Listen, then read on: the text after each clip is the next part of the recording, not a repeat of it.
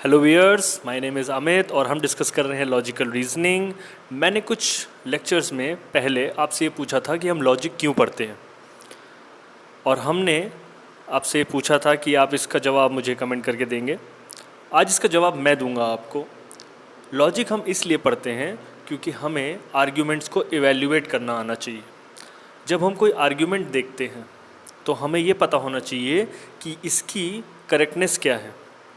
ये तो पता ही होना चाहिए कि वो डिडक्टिव है कि इंडक्टिव है, और अगर वो डिडक्टिव या इंडक्टिव आर्गुमेंट है तो उसके अंदर जो रीजनिंग है, यानी कि उसकी स्ट्रेंथ, यानी कि उसकी वैलिडिटी, यानी कि उसकी कोजेंसी, यानी कि उसकी साउंडनेस हमें पता होनी चाहिए।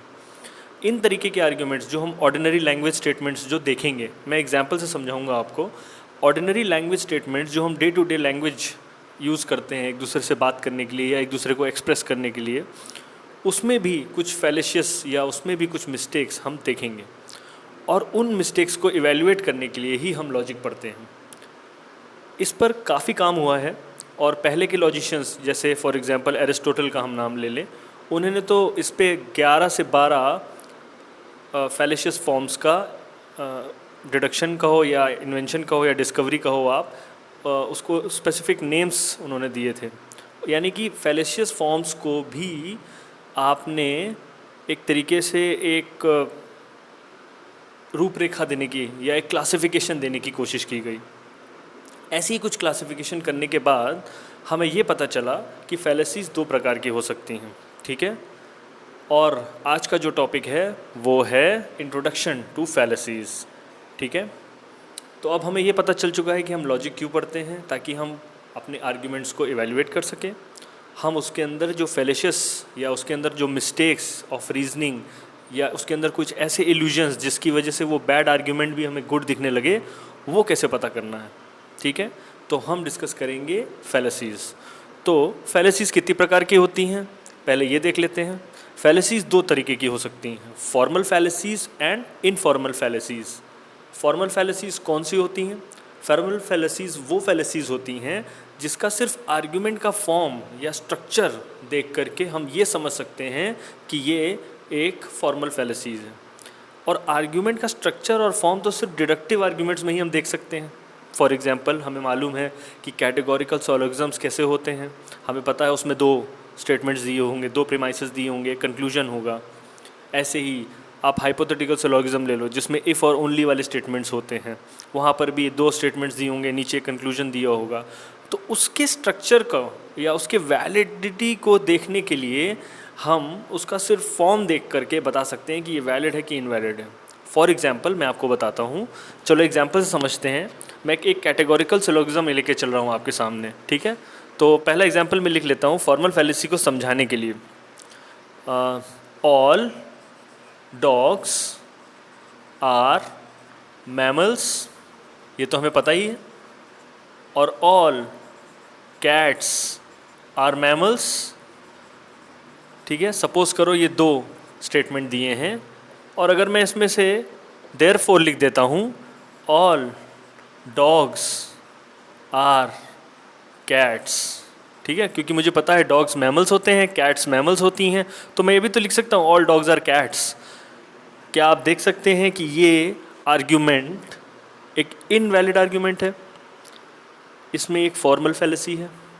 कैसे? आप इसका सिर्फ स्ट्रक्चर देखो। इसका स्ट्रक्चर कहता है ऑल, सपोज करो डॉग्स ए है, तो ऑल ए इज़, मैमल्स को मैं बी ले लेता हूँ, मिडिल टर्म आपको याद होगा, और यहाँ लिख देता हूँ ऑल कैट्स की जगह सी ले लेता हूँ, तो ऑल सी इज़ बी, यानी all A is B, all C is B, और कंक्लूजन है ऑल ए इज़ सी। आप देख सकते हो all A is B, all C is B and all A is C, यहाँ से डिराइव किया। क्या ये इनवैलिड है? अगर मैं इसको पलट दूँ, अगर मैं इसको पलट दूँ यानी ऑल मैमल्स आर कैट्स लिख दूँ, ठीक है, यानी कि मैं लिख दूँ ऑल बी इज़ सी, तो क्या मैं लिख सकता हूँ ऑल ए इज़ सी? बिल्कुल लिख सकता हूँ। हमें पता है एक ए टाइप ऑफ प्रोपोजिशन और एक ए टाइप ऑफ प्रोपोजिशन अगर मिडिल टर्म हमें ऐसा दिख रहा होगा, जैसे दिख रहा है यहाँ ए टू बी, बी टू सी के फॉर्म में, यानी कि ये एक स्टैंडर्ड फॉर्म में आ गया, तो ये एक वैलिड कन्वर्जन होता है ए टाइप, ये वैलिड हो जाएगा। आई होप आप मेरी बात समझ पा रहे हो क्यों मैं बोल रहा हूँ कि एक फॉर्मल फैलेसी को डिटेक्ट करना एक आर्ग्यूमेंट फॉर्म में देख करके ही हम बता सकते हैं। आई होप ये एग्जाम्पल से आपको समझ में आ गया हो कि सिर्फ स्ट्रक्चर देख के हम बता सकते हैं कि ये एक वैलिड आर्ग्यूमेंट है या इनवैलिड आर्ग्यूमेंट है, यानी कि एक फैलेशियस आर्ग्यूमेंट है या नॉन फैलेशियस आर्ग्यूमेंट है। तो ये चीज़ हमें ध्यान रखनी होगी कि जो फॉर्मल फैलेसीज होंगी वो हमें सिर्फ डिडक्टिव आर्ग्यूमेंट्स में देखने को मिलेंगी, सिर्फ उनका फॉर्म देख करके हम पता कर सकते हैं, यानी कि उनका स्ट्रक्चर देख के हम पता कर सकते हैं कि ये एक फॉर्मल फैलेसी है। आइए, ये चीज़ तो हमें समझ में आ गई कि ये कैसे हमें डिड्यूस करना है। अब ये समझते हैं कि इनफॉर्मल फैलेसीज क्या होती हैं। इनफॉर्मल फैलेसीज हम सिर्फ तभी पता कर पाएंगे जब हम आर्ग्यूमेंट को एनालाइज या एग्जामिन करेंगे, यानी कि उसके कंटेंट को हम देखेंगे। इसको भी मैं आपको एग्जाम्पल से ही समझाऊंगा, ठीक है। यानी कि सिर्फ आर्ग्यूमेंट फॉर्म को देख करके हमें फॉर्मल फैलेसीज पता चलती हैं और आर्ग्यूमेंट के कंटेंट को देख करके हमें इनफॉर्मल फैलेसीज पता चलती हैं, ठीक है। इसको मैं आपको एग्जाम्पल से समझाऊंगा। इनफॉर्मल फैलेसीज ही ज़्यादातर क्वालिफाई होंगी। आपको एक आर्ग्यूमेंट दे दिया जाएगा सवाल में और ये पूछा जाएगा कि इसमें कौन से प्रकार की फैलेसी। इनफॉर्मल फैलेसीज ऑलमोस्ट 22 टाइप्स की हम देखेंगे और ये जो 22 टाइप्स होंगे वो 5 ग्रुप्स में हम देखेंगे। और ये 5 ग्रुप्स क्या है, इसके लिए आप देखो नेक्स्ट स्लाइड। तो ये वो 5 ग्रुप ऑफ इनफॉर्मल फैलेसीज हैं, यानी कि इन 5 ग्रुप्स के अंडर हम ये 22 इनफॉर्मल फैलेसीज को पढ़ेंगे। इनका एक इंडिविजुअल मैं वीडियो बना के दूंगा।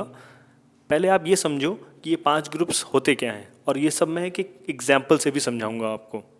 मैंने पहले लिखा है फैलेसीज ऑफ रेलेवेंस, यानी कि जो प्रीमाइसेस होंगे that will be quite irrelevant to the conclusion.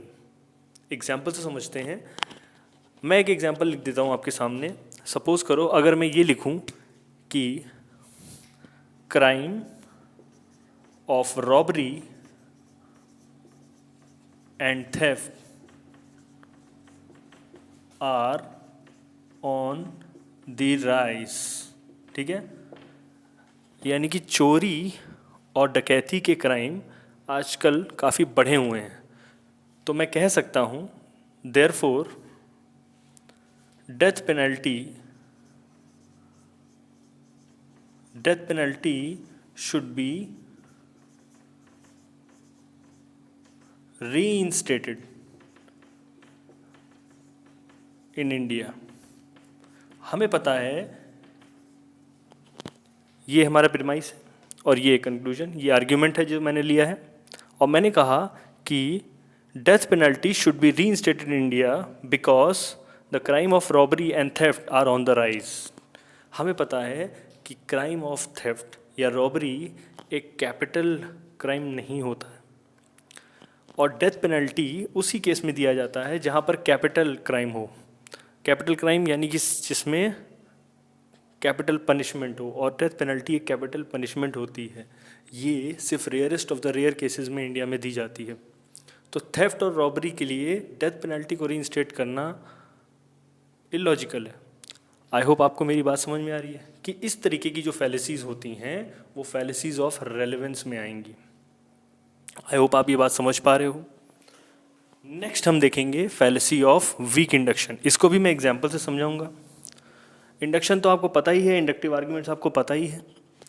जहाँ पर भी किसी चीज़ के होने की प्रोबेबिलिटी 100 से थोड़ी सी कम होगी वो इंडक्टिव आर्ग्यूमेंट्स होंगे, और जहाँ पर कुछ वीक इंडक्शन होगा यानी कि वीक आर्ग्यूमेंट्स भी देखने को मिलेंगे।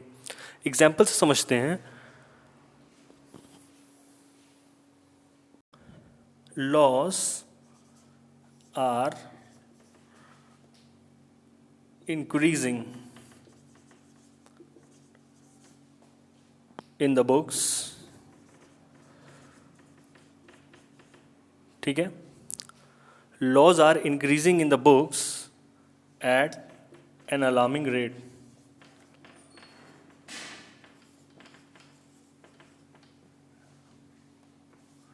सो आर द क्राइम्स। ये दो प्रीमाइसेस हैं कि लॉज जो हैं हमारी किताबों में बढ़ते ही जा रहे हैं और क्राइम्स भी आजकल बढ़ते ही जा रहे हैं। तो क्राइम को रिड्यूस करने के लिए, so to reduce crime we should reduce laws. क्या ये बात सही है कि क्राइम को कम करने के लिए हमें लॉस को भी कम करना पड़ेगा? इन दोनों प्रीमाइसेस के अकॉर्डिंग आप समझ सकते हो कि क्या वीक इंडक्शन हो रहा है यहाँ पे, क्या जनरलाइजेशन गलत है ये। इस तरीके की फैलेसीज को हम बोलेंगे फैलेसीज ऑफ वीक इंडक्शन। इसमें भी काफ़ी सारे ग्रुप्स हैं, वो मैं आपको सब ग्रुप्स जो हैं वो क्लियर एक वीडियो में दूंगा। फिलहाल नेक्स्ट में चलते हैं, फैलेसीज ऑफ प्रिजम्पशन। इसको भी एग्जाम्पल से समझेंगे।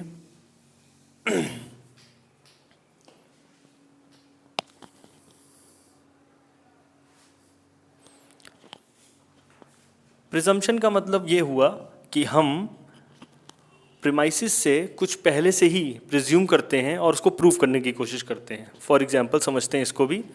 मैं लिखता हूँ murder is morally wrong. I hope ये बात समझ में आ गई हो। और मैं नेक्स्ट स्टेटमेंट लिखता हूँ so abortion is also morally wrong. यानी हमने प्रिज्यूम किया कि एबॉर्शन जो है वो एक तरीके का मर्डर है। इसमें कहीं भी ये चीज़ नहीं लिखी, लेकिन हमने ये अपने सेंस से समझने की कोशिश करी। इसमें एक इंटेंट हमने डाला प्रिजम्पशन का। हम ये मान के चल रहे थे कि एबॉर्शन जो है वो एक तरीके का मर्डर है।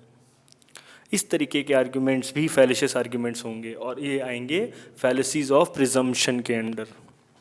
चलिए नेक्स्ट देखते हैं फैलेसीज ऑफ एम्बिग्यूटी, जहाँ पर कुछ एम्बिग्यूअस होगा। ये भी एग्जाम्पल से समझेंगे।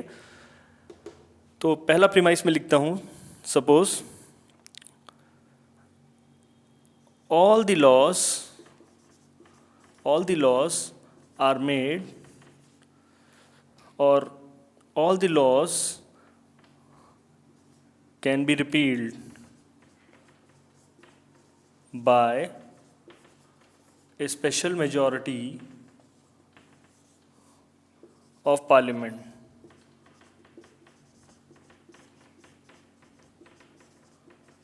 ठीक है, ये एक प्रीमाइस है। हमें पता है कि जितने भी लॉज होते हैं अगर उनको हटाना चाहें या उन्हें वापस लेना हम चाहें तो हम स्पेशल मेजॉरिटी ऑफ पार्लियामेंट की मदद से उसको हटा सकते हैं, अगर हम वोट करें तो बाय स्पेशल मेजॉरिटी। और हमें ये पता है कि लॉ ऑफ ग्रेविटी जो होता है वो भी लॉ होता है। Law of gravity is law. तो क्या मैं कह सकता हूँ so law of gravity can be repealed by special majority of parliament। ये सरासर ही एम्बिगुअस है। इस तरीके का आर्गुमेंट अगर हम देखेंगे तो ये एक एम्बिगुअस आर्गुमेंट हो जाएगा, क्योंकि हमें मालूम है कि लॉ ऑफ ग्रेविटी का इस लॉ से कोई लेना देना नहीं है। बट फिर भी क्योंकि हमें पता है कि all the laws can be repealed by the special majority of parliament, तो हमने फिजिक्स के लॉ को जोड़ दिया एक स्टैट्यूट लॉ से। आई होप ये बात समझ में आ गई हो एग्जाम्पल से आपको कि इस तरीके की जो एम्बिगुअस स्टेटमेंट्स होते हैं वो फैलेसीज ऑफ एम्बिग्यूटी कहलाते हैं, और इनके भी सब ग्रुप्स हम देखेंगे नेक्स्ट वीडियोज़ में। लास्ट हम देखेंगे अब फैलेसी ऑफ ग्रामेटिकल एनालॉजी। इस तरीके के जो फैलेसीज आप देखोगे जिसमें ग्रामेटिकली कुछ मिस्टेक होगी, यानी लिंग्विस्टिकली कुछ मिस्टेक होगी।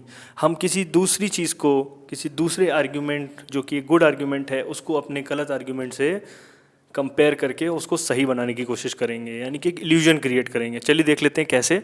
सपोज करो एग्जाम्पल में लिख देता हूँ that salt is non poisonous. ये तो हमें पता है, NaCl नॉन पॉइजनस होता है। तो उसके components, so its components sodium and chlorine या chloride are also non poisonous.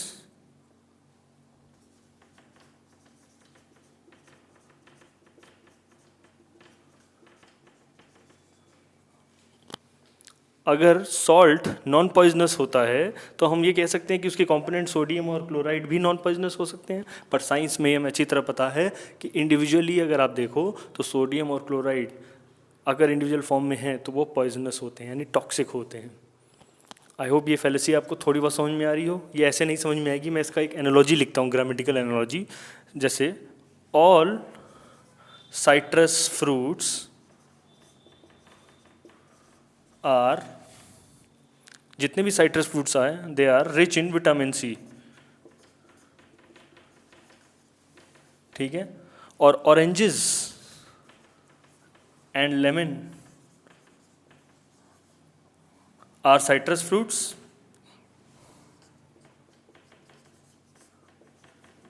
so they are also rich in vitamin C। I hope इस तरीके की एनालॉजी को आप, जो कि एकदम सही एनालॉजी है, एक ग्रामेटिकली करेक्ट एनालॉजी है, यानी कि जो पार्ट्स हैं वो जनरल स्टेटमेंट के साथ जा रहे हैं, लेकिन यहाँ पर जो पार्ट्स हैं वो जनरल स्टेटमेंट के साथ नहीं जा सकते। इसके लिए हमें थोड़ी सी इंटेलिजेंस चाहिए होगी, हमें पता होना चाहिए कि सोडियम और क्लोराइड इवेंचुअली नॉन पॉइजनस नहीं होते हैं, वो पॉइजनस या टॉक्सिक होते हैं। तो हमने इस आर्ग्यूमेंट को देखा, इसकी एनालॉजी को देखा और वो यहाँ अप्लाई कर दिया। तो इस तरीके की जो फैलेसीज होंगी वो ग्रामेटिकल एनालॉजी होंगी। आपको ये 5 मेजर ग्रुप्स का आइडिया लग गया होगा। इन्हीं के बेसिस पे हम सब ग्रुप्स ऑफ फैलेसीज या इनफॉर्मल फैलेसीज देखेंगे। आई होप आपको वीडियो में कुछ समझ में आया हो। अगर समझ में आया हो तो मुझे कमेंट करके ज़रूर बताना। Thanks for watching this video.